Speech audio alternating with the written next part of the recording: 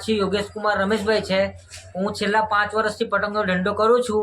આજે કંઈક કેટલાક દિવસોના ઇંતજારથી આજે કંઈક ગ્રાહકી નીકળી છે। આજે સારો એવો વકરો થયો છે અને આવનારા 2 દિવસમાં કેવો વકરો થાય છે એ અમે ચેક કરી જોઈશું।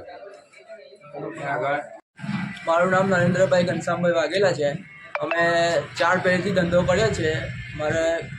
અમારો રામદેવ પતંગ સ્ટોર છે। અહીંયા આપણે શિવસરણની સામે અમારી પતંગની દુકાન નાખીએ છીએ છેલ્લા 20-25 વર્ષથી। ને આ વખત પતંગનું વેચાણ ગઈ સાલ કરતાં થોડુંક ડીમ છે, પણ તો બી આટલા બધા નજીક દિવસો આવ્યા છે તો ગ્રાહકી થોડી નીકળે છે અમને।